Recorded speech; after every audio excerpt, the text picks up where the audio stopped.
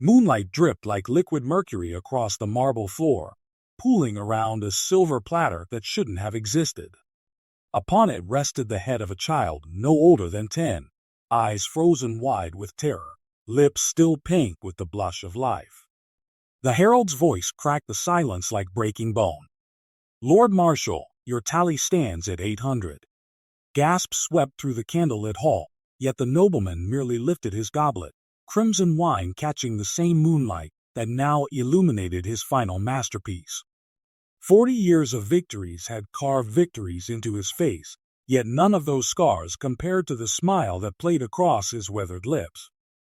Around him, the kingdom's most powerful lords and ladies sat frozen, their faces reflecting the horror they dared not voice. This was no battlefield barbarian, no foreign invader drunk on conquest. This was the hero who'd once held the kingdom together with iron will and golden promises, the man whose statue stood in every village square, whose name mothers whispered to frightened children.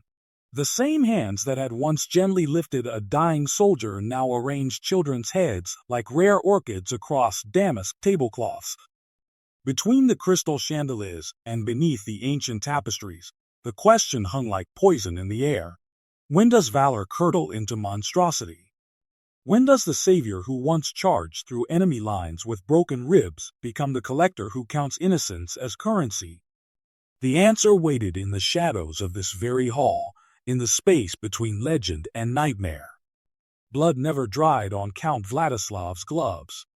The crimson stains, layered like ancient lacquer on his weathered palms, told stories that even the bravest scribes refused to ink. Children whispered his name in hushed terror. Mothers clutched their babes tighter when his carriage wheels clattered past cobblestone streets, and fathers, those who still had spines, prayed to gods they'd long abandoned. Winter had claimed the Carpathian valleys that year, transforming the world into a canvas of bone-white snow and charcoal shadows. Yet beneath the pristine blanket lay something far darker than frozen earth. Villages across Moravia had begun to notice the silence. Not the peaceful kind that follows snowfall, but the absence that makes animals bolt and milk sour in pails. Morning after morning, doorways stood empty where children should have been scattering feed for chickens or stealing warm pastries from cooling racks. The Count's castle, perched like a carrion bird on granite cliffs above the Vltava River, had always been a place mothers warned their sons about. Its towers, once gleaming white marble imported from Carrara, now bore streaks of rust-colored stains that ran down the walls like ancient tears. Local shepherds claimed the stones wept at night, though none stayed close enough to confirm such tales after sunset.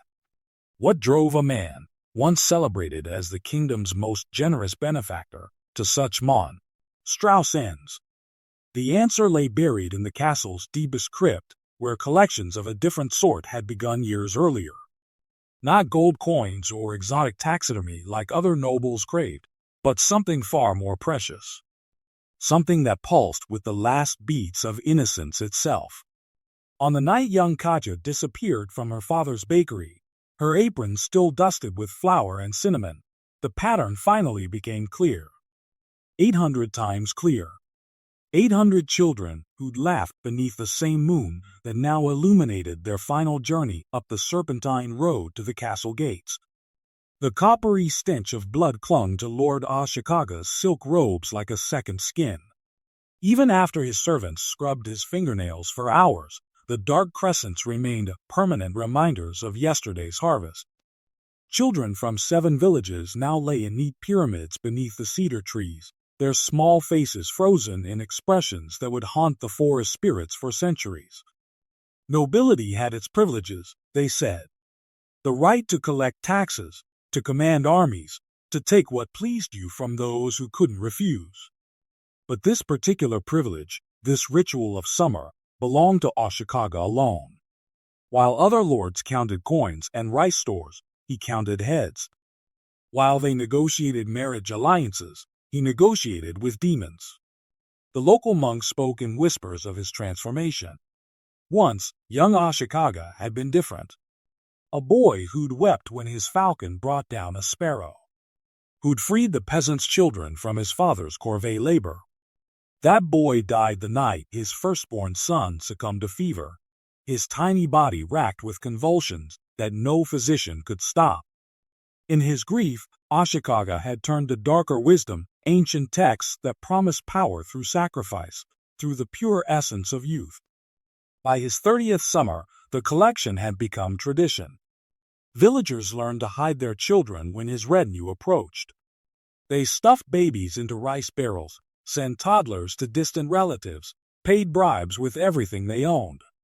Yet somehow, always somehow, the Lord's men found them. Each missing child meant another polished skull added to his private chambers, a macabre library where the dead watched his every move with hollow sockets. The number 800 wasn't arbitrary. The texts were specific. 800 innocent souls, taken with ritual precision, would open the doorway between worlds, would bring back what he'd lost, would make the screaming in his head finally stop. The wagon wheels groaned like dying beasts as they rolled across the blood-soaked earth. Each crate carried the weight of small bodies wrapped in coarse linen, 800 bundles of innocence extinguished, numbered like livestock. Behind them, children watched from doorways with hollow eyes, their mothers pressing torn cloth against their mouths to silence the sobs that might summon death's return. Lord Blackwood sat astride his warhorse at the village center, gauntlets glistening with morning dew and something darker. His face bore no triumph, only the hollow-cheeked exhaustion of a man drowning in his own choices. When the final child was loaded, number 800, a girl named Elsie who'd clutched her wooden doll until the end, he turned to his lieutenant with eyes that had forgotten how to blink.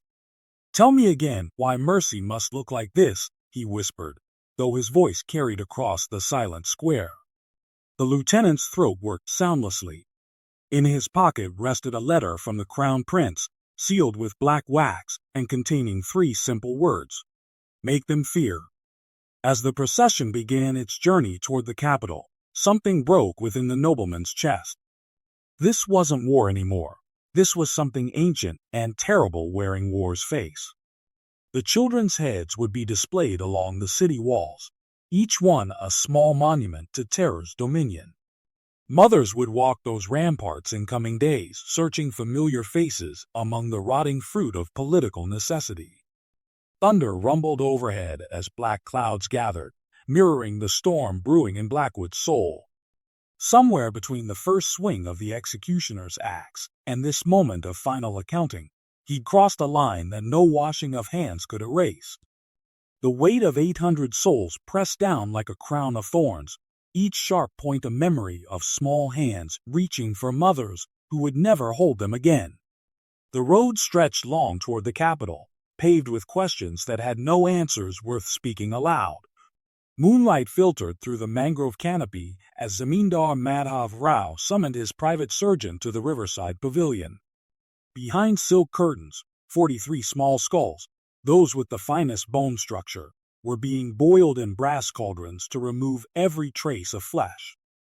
The surgeon worked with apothecary's precision, shaving sutures along cranial seams, polishing each dome until it shone like temple ivory. Children from the weaver caste had the thinnest parietal plates, perfect for the inlaid silver filigree that would later spell the Rao coat of arms.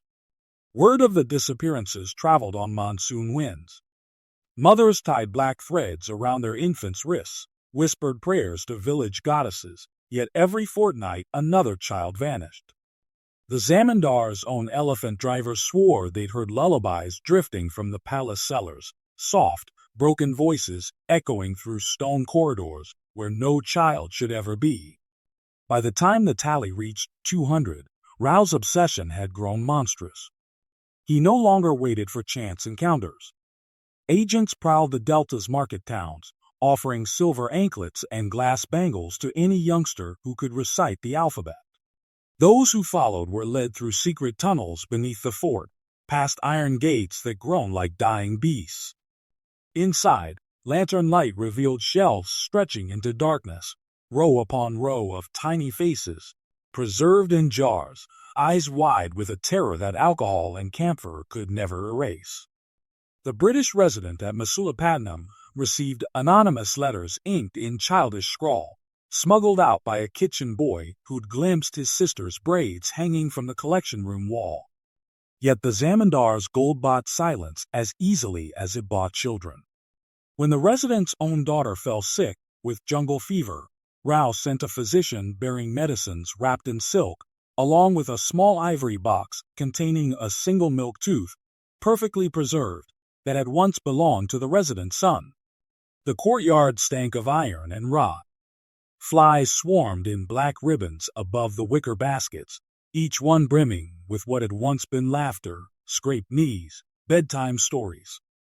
A single torch hissed in the rain, throwing long shadows across the noble's face, sharp cheekbones glistening like wet blades.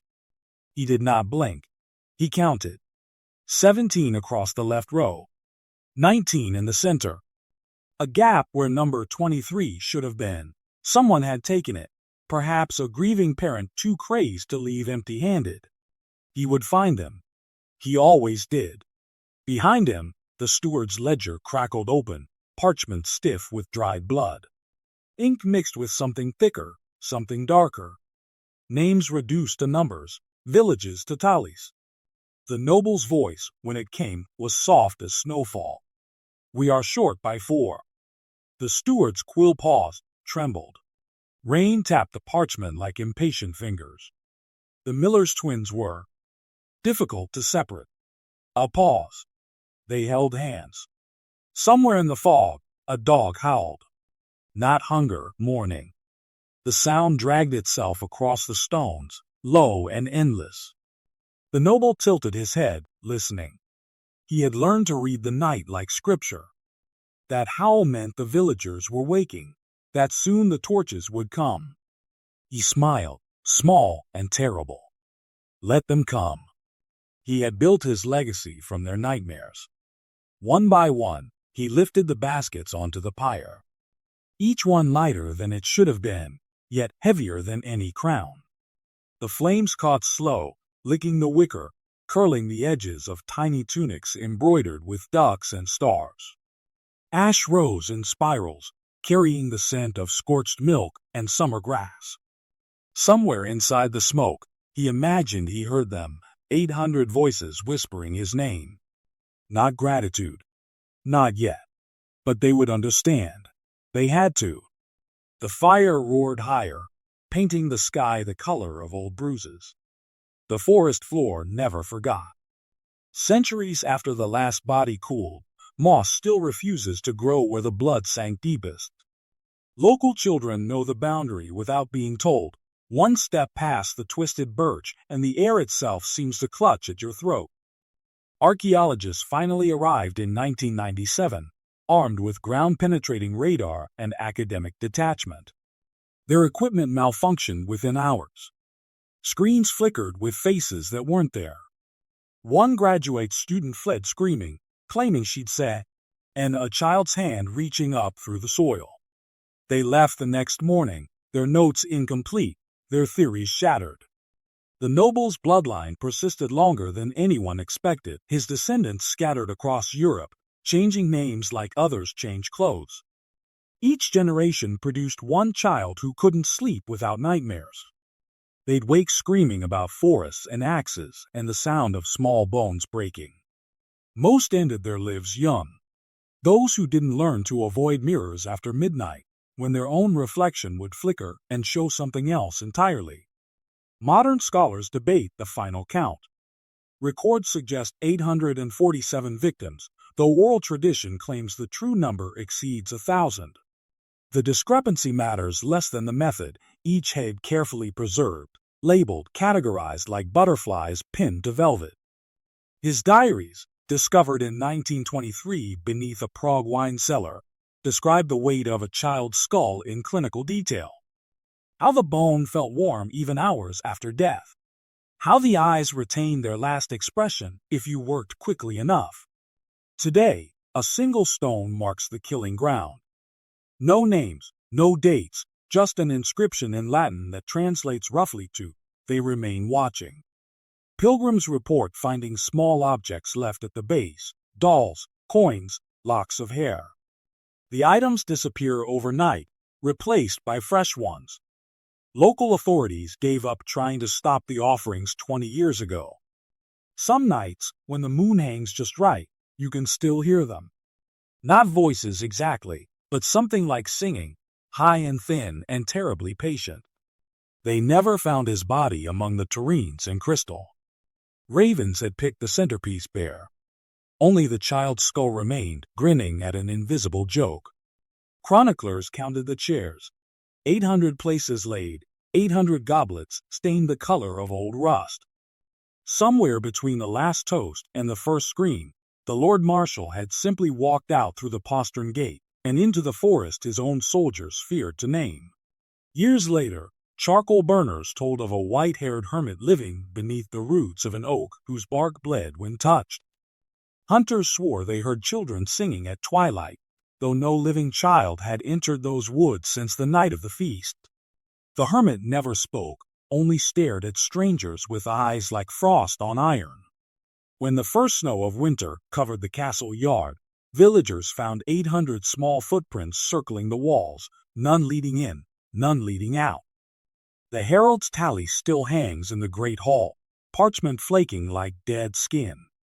Beneath the final entry, a later hand scrawled one last line: "Debt collected in full." Beneath that, older ink, almost erased by time and rain, reads simply: "The war is never over while memory marches." Somewhere in the silence between those sentences, the golden lion banner finally rotted away, leaving only a shadow on stone where glory once lived.